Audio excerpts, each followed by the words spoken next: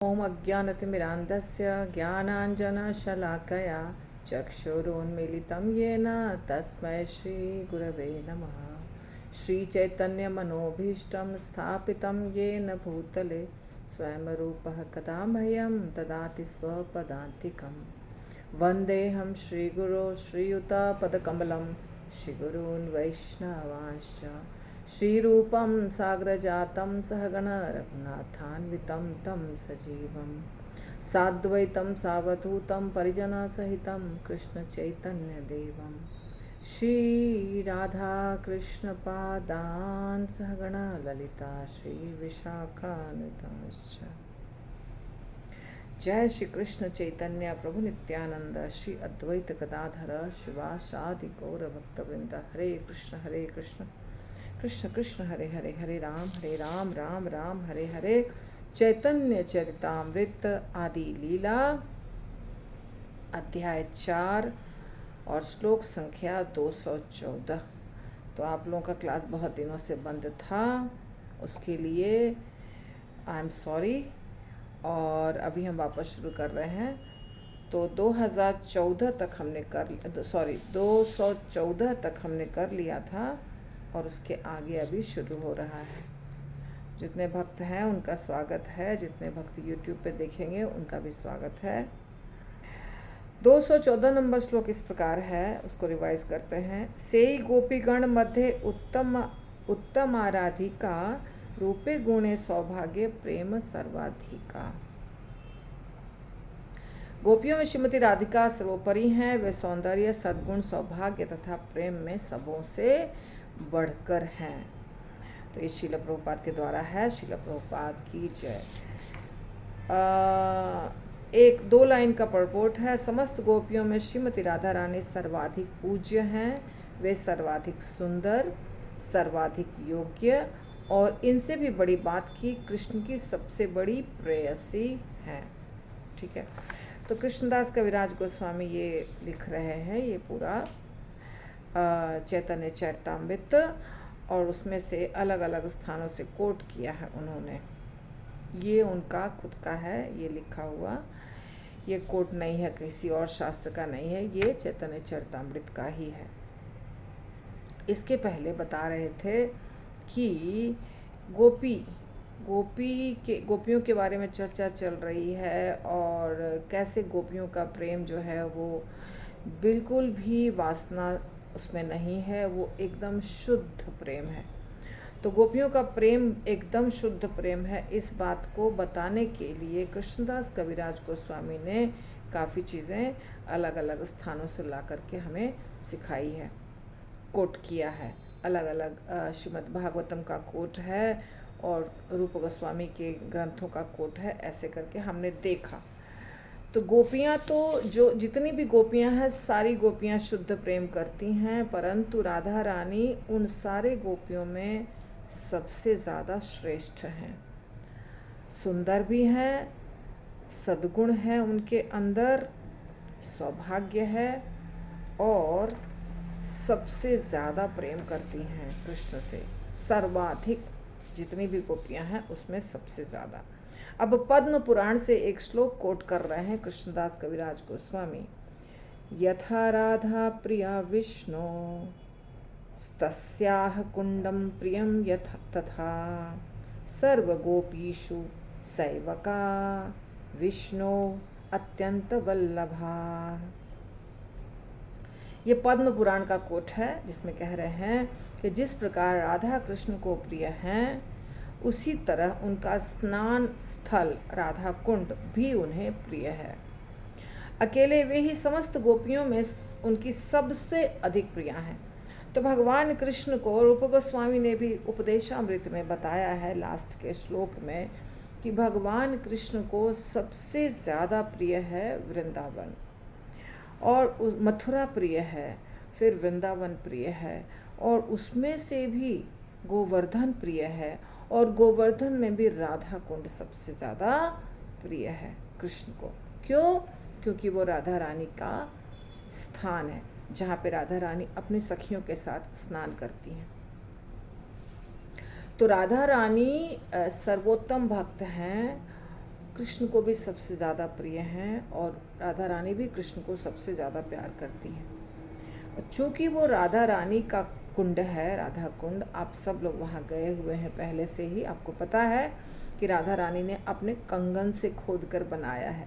राधा और कृष्ण और गोपियों के बीच में जो नोक झोंक हो रही थी, उसके बाद राधा रानी और उनकी सखियों ने वो कुंड बनाया, जहाँ हम जाते हैं, दंडवत प्रणाम करते हैं, दिया दिखाते हैं कार्तिक महीने में। हमारे गुरु महाराज नहीं कहे हैं कि आप वहाँ प्रवेश करके स्नान करिए, इसलिए हम नहीं प्रवेश करते हैं।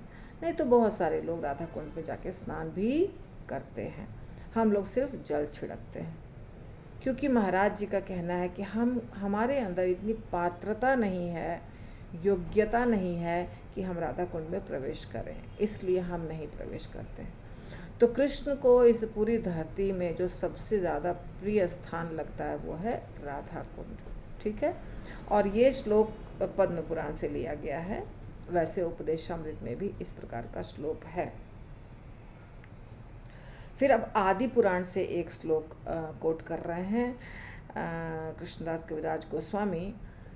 त्रैलोक्ये पृथ्वी धन्या यत्र वृंदावनं पुरी तत्रापि गोपिकाः पार्थ यत्र राधाभिधामम।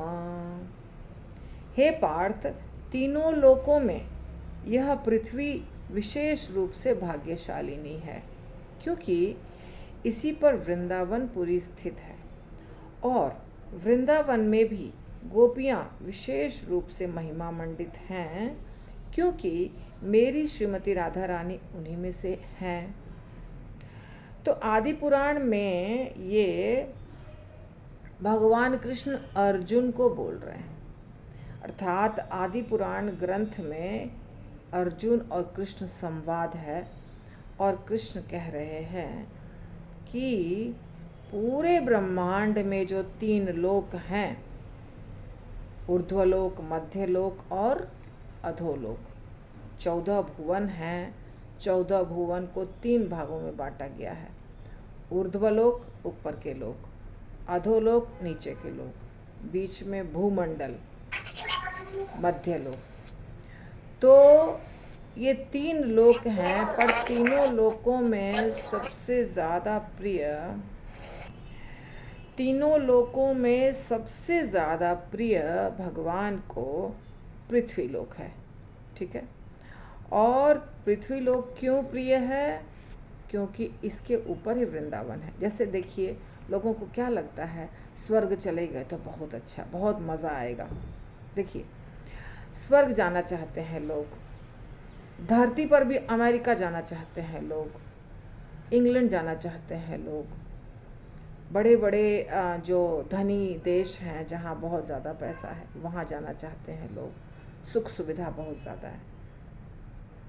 श्रील प्रभुपाद से एक बार शिष्यों ने पूछा उनके कि प्रभुपाद नर्क कैसा होता है? तो प्रभुपाद ने कहा यही नर्क है। किसको बताया ऐसा? लंदन को, क्योंकि बहुत बहुत दिनों तक वहाँ सूरज का उदय ही नहीं होता है। तो प्रभुपाद ने कहा ये नर्क के समान है, जहाँ सूर्य ही नहीं दिखते हैं। हमारा जो देश है, हमारे देश में इतना पैसा नहीं है, सच बात है, परंतु यहाँ जितने धार्मिक स्थल हैं, जितना भगवान की जितनी लीलाएं हुई हैं, आज भी स्थिति बहुत खराब हो चुकी है, उसके बावजूद भी धर्म है यहाँ पे। हालांकि वेस्टर्न कंट्रीज़ का बहुत प्रभाव पड़ा है, फिर भी अभी मैं गई थी चारधाम यात्रा में, कितने लोग चारधाम यात्रा कर रहे हैं। तो है ना, लोग हैं जो जा रहे हैं, अभी भी यात्रा कर रहे हैं। तो धर्म है, और अंत तक धर्म यहाँ रहेगा सबसे ज़्यादा। इसीलिए ये जो धरती है, भारत भूमि है, 11वें स्कंध में बताया जा रहा है कि भारत भूमि पर देवता गण भी आना चाहते हैं, यहाँ रहना चाहते हैं। इतना भारत भूमि पवित्र है, इतना भाग्यशाली होते हैं वो लोग जिनका यहाँ पे जन्म होता है। तो भारत भूमि बहुत पवित्र है, और भारत भूमि में वृंदावन सबसे ज़्यादा पवित्र है। तो सबसे पहले पृथ्वी सबसे ज़्यादा भगवान को पसंद है तीनों लोकों में, स्वर्ग नहीं पसंद है। आपको मैं बता रही हूँ कि जो असुरों का लोक है, जो हमारे नीचे है, अधोलोक है, उसमें भी हमसे ज़्यादा सुविधा होती है। सुविधा की बात अगर करेंगे तो असुरों के लोक में, नागों के लोक में भी हमसे ज़्यादा सुविधा होती है, और ऊपर के लोकों में तो होती ही है। स्वर्ग लोकों में, देवताओं के लोकों में उम्र बड़ी होती है, शरीर स्ट्रांग होता है, मजबूत होता है, बहुत सुविधा है। परंतु इतना सब के बावजूद भी भगवान कृष्ण कहते हैं कि मुझे सबसे ज़्यादा पृथ्वी लोक प्रिय है, और पृथ्वी लोक में भी वृंदावन प्रिय है, और वृंदावन में भी राधा कुंड प्रिय है, और सारी गोपियों में राधा रानी सबसे ज़्यादा प्रिय है। तो आप सोचिए, कभी ये नहीं सोचिए कि हम अमेरिका जाएं, इंग्लैंड जाएं, काश मैं जाती, काश मैं जाता। क्यों जाना है? यहाँ पे तो नहीं भी पैसा रहेगा तो भी थोड़े बहुत पैसे से भी यात्रा हो सकती है, धाम जा सकते हैं, दर्शन कर सकते हैं। पर जो एक बार देश को छोड़कर चले गए, उनके लिए पहले इस देश में आना कठिन है, फिर इस देश में जाकर के धाम जाना कठिन है। तो क्यों करना है ये सब कुछ? भगवान ने अगर खाने पीने के लिए सब कुछ दिया है, काम चलाऊ सब कुछ है, तो सबसे अच्छी जगह है भारत भूमि। क्यों? यहाँ सारे तीर्थ स्थल हैं। जब इच्छा हो 24 घंटे के अंदर आप पहुँच जाएंगे, कहीं भी पहुँच सकते हैं, वृंदावन पहुँच सकते हैं, 30-32 घंटे में आप मायापुर, जगन्नाथपुरी पहुँच सकते हैं। एयर टिकट लेते हैं तो 5-6 घंटे में ही आप पहुँच सकते हैं। तो इतना जो सुविधा हमको मिली हुई है, इसको क्यों गंवाना है?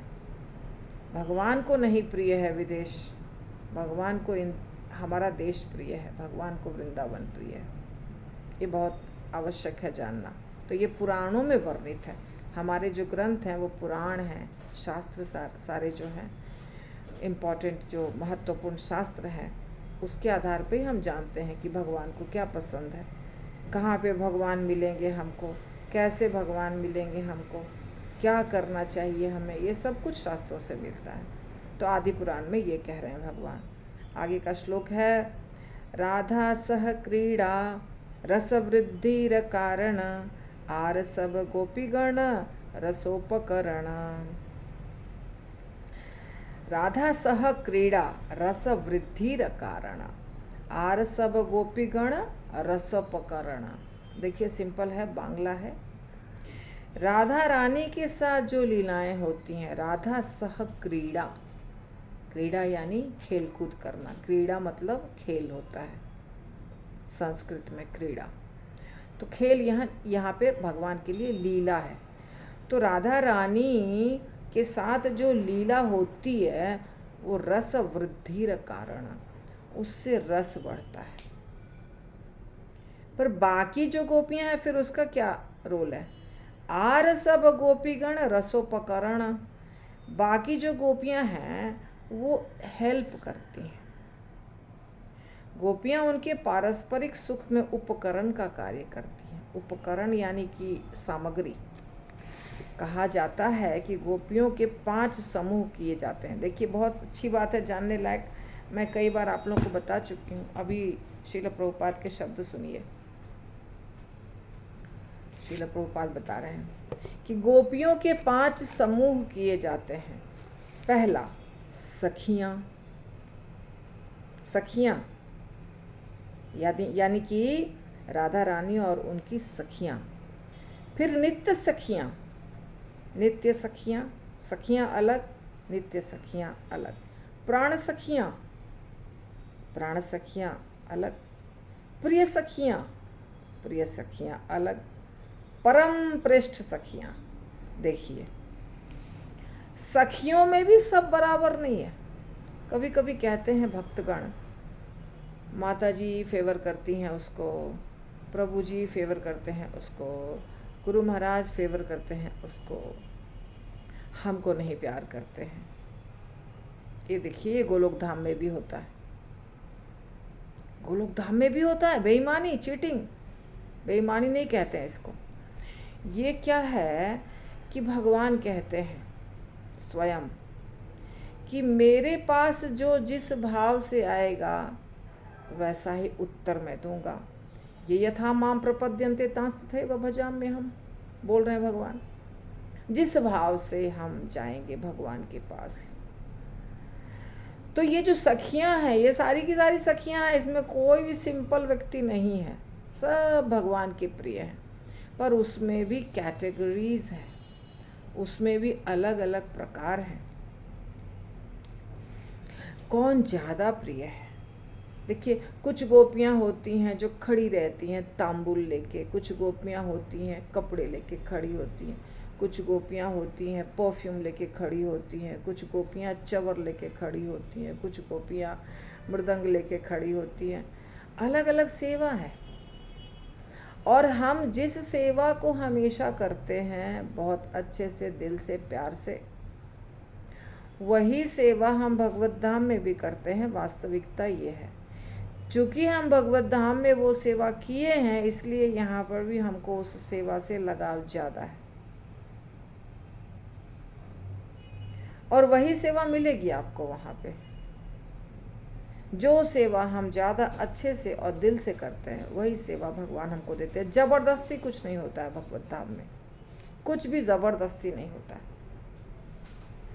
तो जैसे गोपियाँ जो कुछ गोपियाँ कुकिंग भी करती हैं, कुछ गोपियाँ हाउस कीपिंग भी करती हैं, कुछ गोपियाँ आपको जब मैं गोपियों के बारे में, सखियों के बारे में बता रही थी, तो मैंने बताया था कि कुछ जड़ी बूटी चुनने में एक्सपर्ट है, कुछ कुकिंग करने में एक्सपर्ट है, कुछ श्रृंगार बाल बनाने में एक्सपर्ट है, कुछ भगवान के पैरों को रंगने में एक्सपर्ट है, कुछ चित्रकारी चेहरे के ऊपर जो होता है वो करने में एक्सपर्ट है। तो सारी गोपियाँ अलग अलग विभागों में एक्सपर्ट हैं। तो उसके अनुसार कोई नज़दीक होती हैं, कोई दूर होती हैं, थोड़ी सी अत्यंत प्रिय, थोड़ी कम प्रिय, थोड़ी प्रिय। नाम देखिए आप, सखियाँ, नित्य सखियाँ, प्राण सखियाँ, प्रिय सखियाँ, परम प्रिय सखियाँ। तो ये वृंदावन धाम की महारानी श्रीमती राधा रानी की गौरवर्णा सखियाँ कृष्ण के काम भावों को उद्दीप्त करने में परम निपुण हैं। अब यह काम शब्द का प्रयोग किया गया है, पर इस काम को इस दुनिया में जो काम होता है उससे मत तुलना करके देखिए। भगवत धाम में काम नहीं होता है, फिर भी श्रीमद् भागवतम में बताया गया है कि गोपियों ने कामवश कृष्ण को अपनी ओर आकर्षित किया। तो इसका मतलब गोपियों में काम है ये नहीं समझना है। और इतनी देर से कृष्णदास कविराज गोस्वामी ने यही सिद्ध करने की कोशिश की कि गोपियों में काम नहीं होता है, प्रेम होता है। ठीक है, तो फिर भी यहाँ काम भाव को उद्दीप्त करने में परम निपुण है। तो ये प्रेम जो होता है वही बात हो रही है, प्रेम की ही बात हो रही है। परम प्रेष्ठ सखियाँ 8 हैं, और राधा कृष्ण के आनंद व्यापारों में वे कभी कृष्ण का पक्ष लेती हैं तो कभी राधा रानी का। ये जो अष्ट सखी है उसकी बात हो रही है। इससे रस विनिमय, रसास्वाद जो है अधिक रुचिकर बन जाता है। तो आपने कई लीलाएं देखी हैं वृंदावन की, जिसमें हम देखते हैं कि कैसे राधा रानी रूठ गई हैं कृष्ण से, और जब राधा रानी कृष्ण से रूठ जाती हैं तो विशाखा सखी और ललिता सखी के पास कृष्ण जाते हैं कि बता दो अभी कैसे मनाऊं राधा को, तुम ही लोग मुझे मदद करो। फिर ललिता विशाखा बीच बीच में राधा और कृष्ण के बीच बीच में इंटरमीडिएटर का कार्य करती हैं, यानी कि थोड़ा कृष्ण से बात करती हैं, थोड़ा राधा से बात करती हैं। कभी कृष्ण को गुस्सा करती हैं कि तुम बहुत लंपट हो, जाओ निकलो, राधा के पास टाइम नहीं है, जाओ अभी, जाओ अभी नहीं, जब ठंडा होगा दिमाग तब बुलाऊंगी, जाओ अभी तुम यहाँ से। तो ऐसा बहुत कुछ होता रहता है राधा और कृष्ण के बीच में। कभी कृष्ण की मदद करती हैं और उनको गोपी की तरह सजा के लाती हैं। कभी आपने कई लीलाएं देखी हैं, जो जावट की लीला है, मयूर कुटीर की लीला है, अलग अलग स्थानों की लीलाएं हैं, जिसमें कि हम देखते हैं कि कैसे ललिता सखी और विशाखा सखी राधा रानी और कृष्ण को मदद करते हैं कभी राधा रानी को मदद करती हैं, कभी कृष्ण को। उनको पता है कि दोनों का जो प्रेम है वो अटूट है। लेकिन इससे क्या होता है, इससे रस और बढ़ जाता है और रसीला बन जाता है। लीला जो है उसमें स्वाद और मिलने लग जाता है। इसलिए ये 8 गोपियाँ जो हैं बहुत नज़दीक की, ये एकदम नज़दीक नज़दीक रहती हैं और राधा और कृष्ण के बीच के प्रेम व्यापार को और इंटरेस्टिंग बनाती हैं, रोचक बनाती हैं। ठीक है, तो आज का ये चैतन्य चरितामृत यहीं तक होगा और आगे हम करेंगे श्रीमद् भागवतम।